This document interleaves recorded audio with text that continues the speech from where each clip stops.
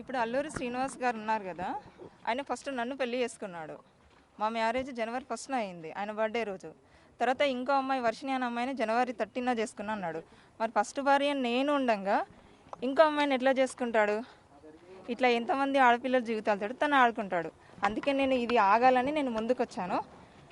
దయచేసి మీ మీడియా వాళ్ళు కానీ, పోలీస్ డిపార్ట్మెంట్ కానీ, గవర్నమెంట్ కానీ అతని మీద స్టెప్ తీసుకోవాలని నేను కోరుకుంటున్నాను. ఏమని ఫస్ట్ మీతో ఏం మాట్లాడారంటే మీరు తనకి ఎలా కాంటాక్ట్ అయ్యారు ఫస్ట్? అసలు అంటే నేను ఒక భక్తి పరంగా ఉన్నా కాబట్టి తనని కాంటాక్ట్ నేను అయ్యాను. అయిన తర్వాత మా మధ్యన మంచి క్లోజ్నెస్ పెరిగింది ఫస్ట్. ఆ తర్వాత అది కాస్త ఈ పెళ్లి దాకా వచ్చేసింది. పెళ్లి చేసేసుకొని ఏదో సేవ, ఒక ఆశ్రమం పెట్టి ఒక సేవ చేసుకుంటూ ఉండిపోవాలని అనుకున్నాము. దానికి ప్రిపేర్ కూడా అయ్యాము.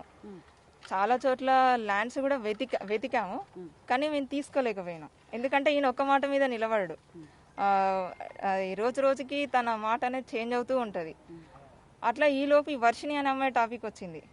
నేను అడిగాను, అడిగితే ఏమన్నాడు, తను నాకు కూతురు అవుతుంది, నేను తనకి గురువుని అవుతాను, ఏదేదో చెప్పుకుంటూ వచ్చిండు. అప్పటికే వర్షినికి తనకి సంబంధం ఉందా? అది నాకు ఈ మధ్యనే తెలిసింది. నేను మెయిన్ న్యూస్ వాళ్ళ ద్వారానే చూసాను. వీడియో చూడడం వల్లనే ఇప్పుడు నేను తెలుసుకున్నాను. తెలియడం జరిగింది. అంతే, అంతవరకు తన నా దగ్గర అన్ని దాచిపెట్టాడు. అప్పటిదాకా మీతో ఫోన్లు అప్పుడప్పుడు చేస్తున్నాడు, నాతో ఫోన్ మాట్లాడుతూనే ఉండే. కానీ ఇప్పుడు గత ఒక 20 days అంటే మార్చి ఎండింగ్ లో ఏంటంటే, ఆ అమ్మాయిని నేను పెళ్లి చేసుకుంటాను, ఇంకెప్పుడు నువ్వు మళ్ళీ నా లైఫ్ లోకి రాకని చెప్పేసి అంటే మీరు బ్లాక్ లో పెట్టేశాడు. మన వైష్ణవిని పెళ్లి చేసుకున్నట్టు మీకు కూడా ఏమైనా పెళ్లి చేసుకోవడం జరిగిందా? ఏమైనా ఉన్నాయా? చేసుకున్నాడనే చెప్తున్నాను. అంటే ఎలా నమ్మారు? అంటే పెళ్లి అంటే తను కూడా తాళి చూపి అమ్మా, తాళి చూపి. అది ఎక్కడుందా తాళి? తాళి ఉన్నాయి నా దగ్గర, కానీ నేను తన మెడలో, నేను చెప్తున్నాను, తన మెడలో వెండి తాళి ఉంటది. మీరు చూసారా, అగోరి మెడలో వెండి తాళి ఉంటది. అది నా మెడలో తాలే. నా దగ్గరికి వచ్చి తీసుకొని వెళ్ళిపోయాడు. మార్చి 10th రోజున నా దగ్గరికి వచ్చి నా తాళి కట్టింది. ఈ తాళి కట్టడం చేత ఆ అమ్మాయిని ఇబ్బంది పెట్టాడు. ఇది మెడలో వేసాడు. చూడండి, అది కూడా కాదు, తన మెడలో ఉన్న వెండి తాళి కూడా నా మెడలో ఉన్నది. నన్ను ఏంటి వచ్చి నా తాళి నాకు ఇచ్చేసానని చేసి తీసుకెళ్లిపోయాడు. అప్పటికి ఆ అమ్మాయికి ఈ అగోరికి పెళ్ళైందన్న విషయం నాకు అప్పుడే తర్వాత తెలిసింది. నాకు ఆ తర్వాత నేను గట్టిగానే అడిగితే ఇప్పుడు నా నంబర్ బ్లాక్ లో పెట్టిన, రెస్పాండ్ అవ్వట్లేదు.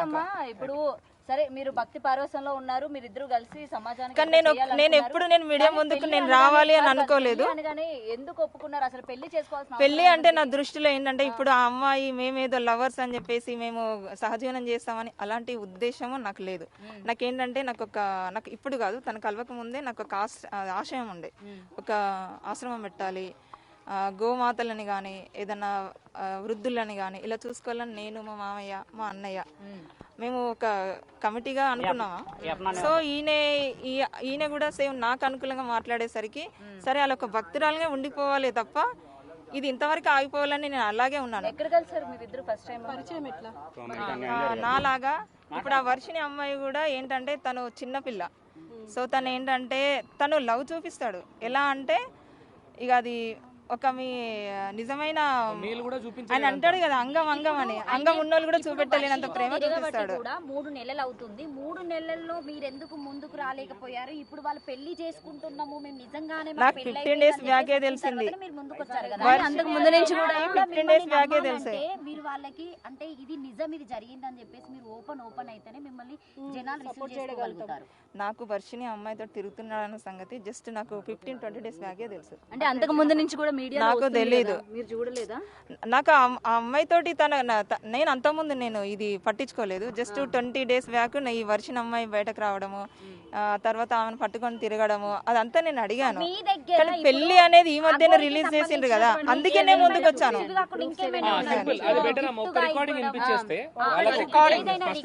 ఎందుకంటే నిజంగా మీరు భార్య అని చెప్పడానికి ఏమైనా ప్రూఫ్స్ ఉంటే చూపించండి. నా దగ్గర వాయిస్ రికార్డ్స్ ఉన్నాయి, నేను చూపిస్తాను.